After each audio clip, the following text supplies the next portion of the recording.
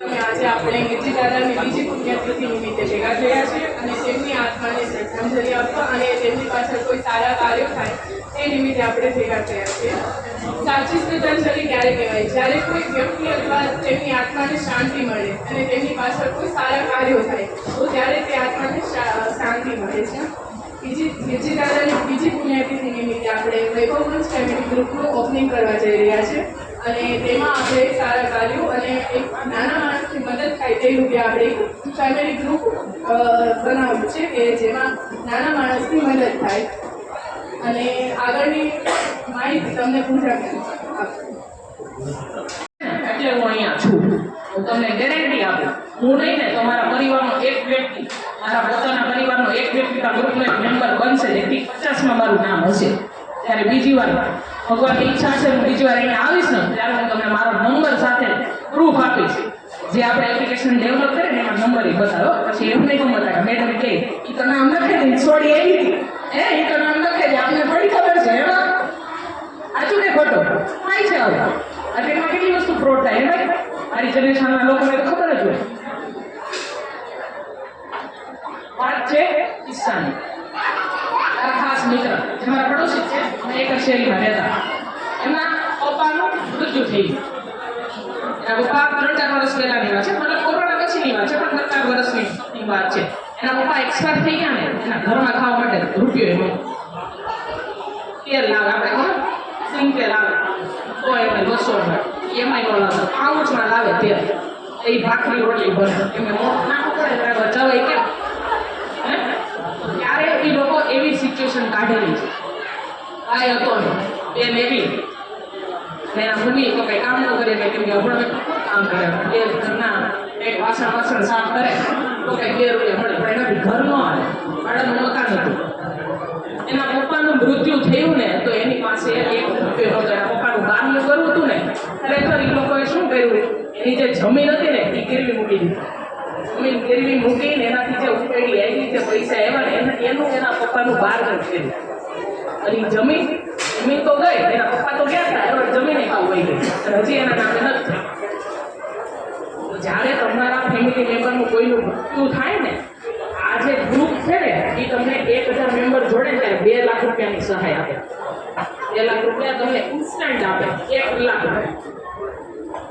કોઈ લોકો કોઈ LIC વીમાની કંઈ પોલિસી લીધી હોય તેને ખ્યાલ હોય, લીધેલી છે LIC વીમાની પોલિસી કોણે લીધેલી? એવી ઘટના બની તમે ત્યાંથી પૈસા આવ્યા હોય. ફોર એક્ઝામ્પલ અમારી જગ્યાએ હું છું બરાબર, મેં પોલિસી લીધી છે, મારું મૃત્યુ થઈ જાય, મારા ફેમિલી મેમ્બર કાં તો મારા ફાધર કે વોટેવર કોઈ વ્યક્તિ જાય છે અને એવું બન્યું કોઈ દિવસ કે મને 1 કલાકમાં પૈસા આપ્યા એ ભાઈ એ બન્યું ને તો આપણે સાક્ષી દઈએ કે છે નથી બન્યું. LIC વાળા ટાર્ગેટ કરતા હતા, પણ કોઈ પણ વીમા કંપની હોય કોઈ પણ એ આવી રીતે તમને વિધાઉટ ફોર્માલિટીઝ પૈસા નહીં આપે.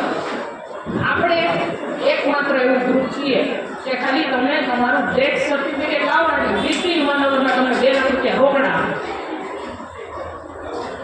ફોર એક્ઝામ્પલ મારું મૃત્યુ થઈ ગયું હોય, જ્યારે મને અગ્નિદાહ દેવામાં આવે, અગ્નિદાહ દીધો ને તરત તમારું સર્ટિફિકેટ ઇસ્યુ થઈ જાય કે હવે મૃત્યુ થઈ ગયું.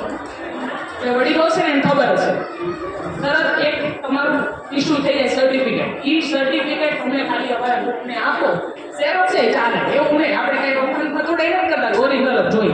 ઝેરોક્સ હોય તમારો લીગલ નંબર પડે ને કે ભાઈ આ વ્યક્તિનું મૃત્યુ થઈ ગયું છે એટલે વિથિન 1 અવરમાં તમને પૈસા આપે. આને કહેવાય આર્થિક સહાય. જે લોકો કહેતા હોય ને કે આવી યોજનાઓ આપે, આવી સહાયો આપે, હકીકતમાં એનો સહાય ન કહેવાય. નીતિ નિયમ સાચું હોય ને, તમે કોઈના હિત માટે ઈચ્છતા હોય ને તો ખરેખર તમે સહાય આપી શકો અને ઇન્સ્ટન્ટ.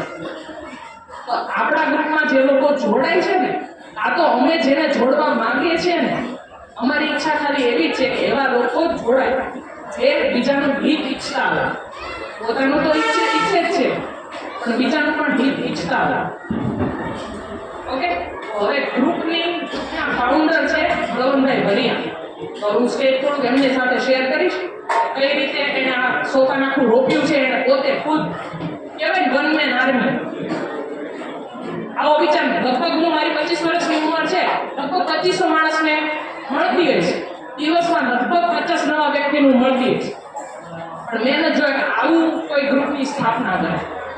કેમ કે 1 કલાકમાં પૈસો આપવાનો, મારે કંઈ પણ ફોન કરું, મારે જરા ગાડી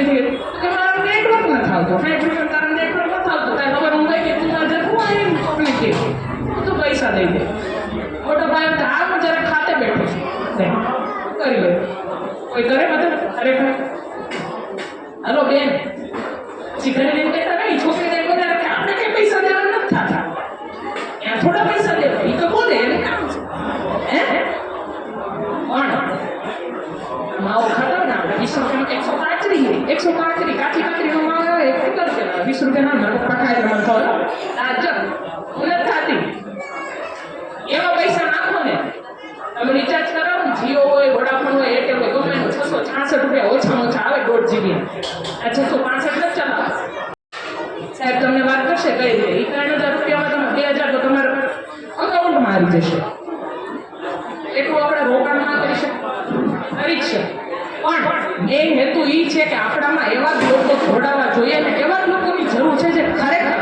ટાઈમ ટુ ટાઈમ અપડેટ રહેતા હોય અને બીજાનું હિત ઈચ્છતા હોય તમે કોઈનું હિત ઈચ્છતો ને તો ભગવાન ગમે એ રૂપમાં તમારી પાસે ઊભો રહેશે તો હવે હું આગળની માહિતી માટે શ્રીમાન ગોડાઉનભાઈને બોલાવીશ એ તમને કહેશે કે એને કઈ રીતે આ વસ્તુની સામે આવી ખરેખર આમાં જોડાવાથી શું ફાયદા થાય અને તમને અમે કઈ રીતે મદદ કરી શકશું અમારે તો મદદ કરવી જ છે હવે તમારા ઉપર છે તમારે મદદ લેવી ના લેવી આગળ ટ્રાન્સફર કરવું ના કરવું ફોરવર્ડ કરવું તો કેટલાને કરવું કેટલાને ન કરવું એ તમારા ઉપર છે બસ આ વસ્તુની સાથે અમારી પાણીને વીરવું છું અને